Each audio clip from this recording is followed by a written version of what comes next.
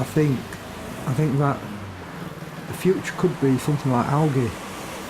You can use less than 1% of the landmass of a country like the US to make enough oil to run industry and vehicles and homes. So it's a clean way of doing it. It's carbon neutral because plant life takes in the same amount of carbon dioxide, and then when you burn it, it can only give off the same amount of carbon as what it took in the first place.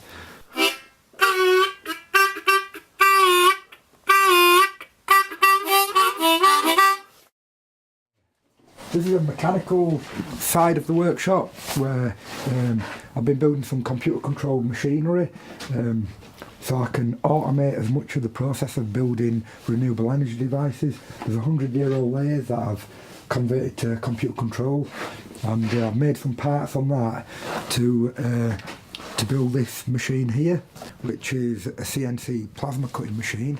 This is not finished yet.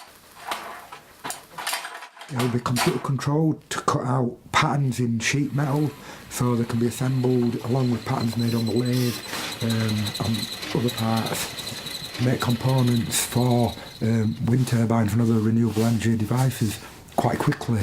Hopefully that's the plan.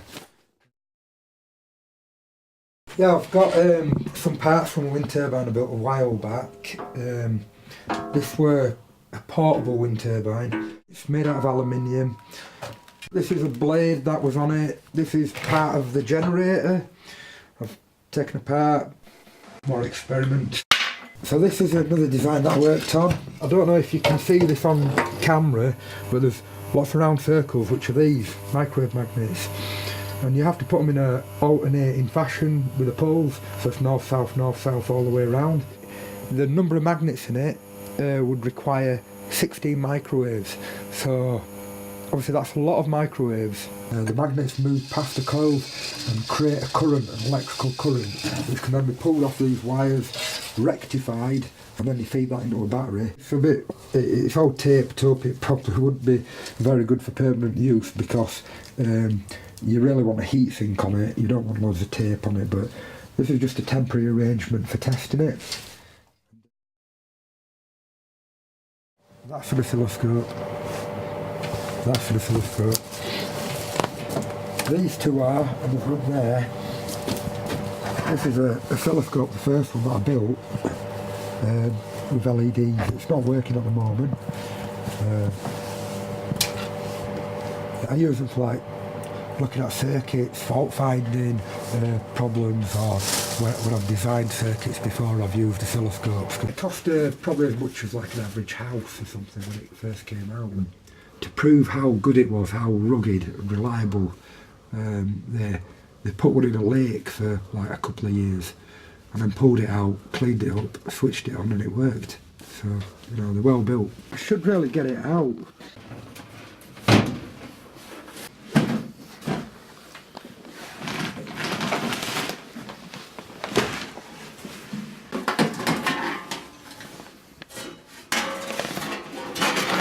It just shows the quality that it's still working now. After so many years. I've got too many oscilloscopes at the moment.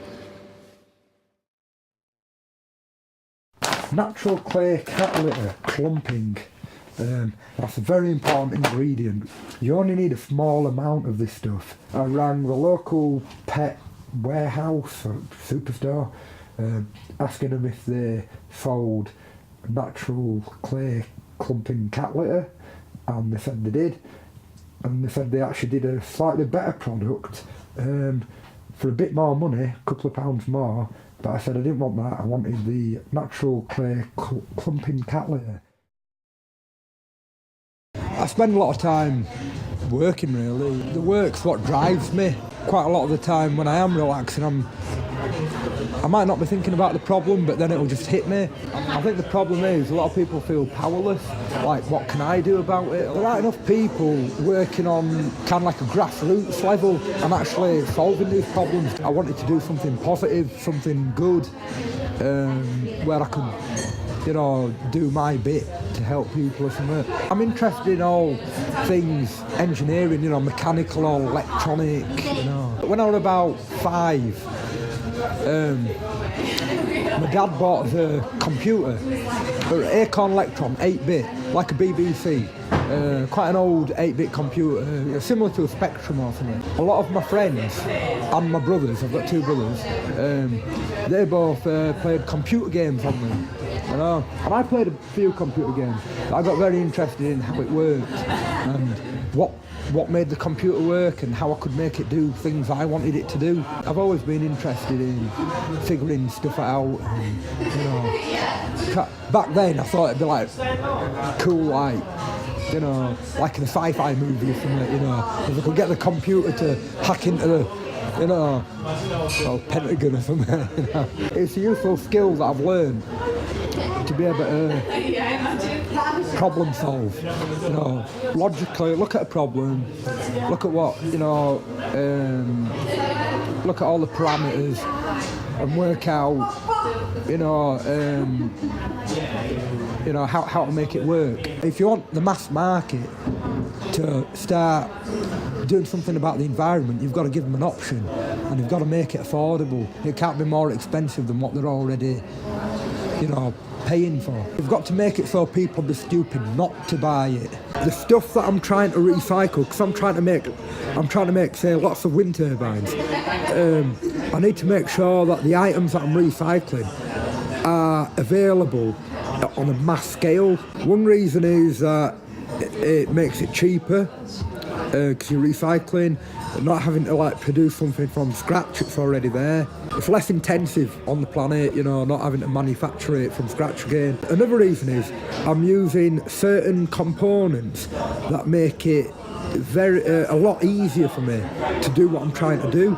One example, I'm using magnets out of a microwave.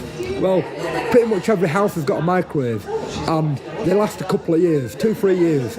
So I've got a good stream of magnets from microwaves for as long as I want. We buy a product that's say made in China, or somewhere like that. They ship it over to this country.